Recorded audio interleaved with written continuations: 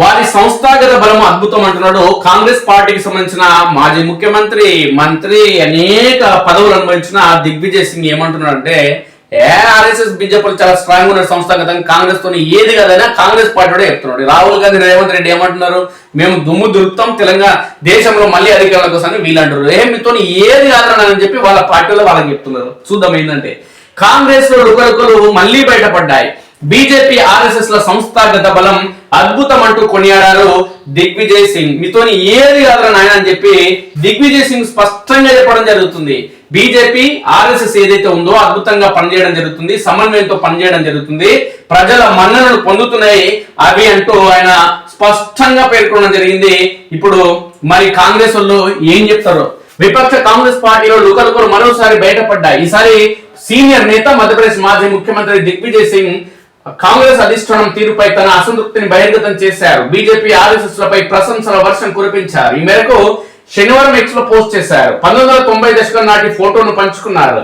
ఇది గుజరాత్ ముఖ్యమంత్రిగా శంకర్ సింగ్ వాఘేలా ప్రమాణ స్వీకారం సందర్భంగా చిత్రీకరించిన ఫోటోగా తెలుస్తుంది. ఇందులో బీజేపీ అగ్రనేత ఎల్కే అద్వానీ కుర్చీలో కూర్చొని ఉండగా ఆయన పాదాల వద్ద నరేంద్ర మోడీ కూర్చొని కనిపిస్తున్నారు. రాష్ట్రీయ స్వయం సేవక్ సంఘ్ ఆర్ఎస్ఎస్ లో సాధారణ కార్యకర్తగా ప్రస్థానం ప్రారంభించిన మోదీ ఇప్పుడు ప్రధానమంత్రిగా అత్యున్నత స్థాయికి చేరుకున్న సంగతి తెలిసిందే.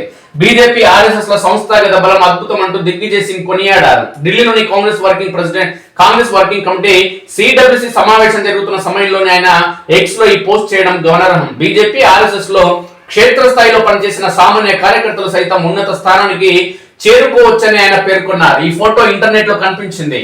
ఇది నిజంగా చాలా ప్రభావవంతమైన చిత్రం. ఆంగ్ల అగ్రనాయకుల పాదాల చెంత నేలపై కూర్చున్న ఆర్ఎస్ఎస్ స్వయం సేవకుడు, జనసంఘ్ బీజేపీ కార్యకర్త ఒక రాష్ట్రానికి ముఖ్యమంత్రి, దేశానికి ప్రధానమంత్రి కాగలడు. బీజేపీ ఆర్ఎస్ఎస్ ల సంస్థాగత బలం ఇదే. జై శ్రీరామ్ అంటూ దిగ్విజయ్ పోస్ట్ చేయడం విశేషం. అంతేకాకుండా కాంగ్రెస్ ముఖ్య నేతలు మల్లికార్జున ఖర్గే, రాహుల్ గాంధీ, ప్రియాంక గాంధీ వాద్రా సోషల్ మీడియా ఖాతాలను ఆయన ట్యాగ్ చేయడం చర్చనీయాంశంగా మారింది. నేరుగా కాంగ్రెస్ అధిష్టానానికి తన సందేశం చేరవేయాలనేది దిగ్విజయ్ సింగ్ ఉద్దేశంగా స్పష్టంగా తెలుస్తుంది. ఇప్పటికే శశి తరూర్ గాని లేదంటే గులాం నబీ ఆజాద్ గాని కాంగ్రెస్ పార్టీకి సంబంధించిన కీలక నేతలందరూ కూడా ఆ పార్టీకి దూరం కావడం జరిగింది.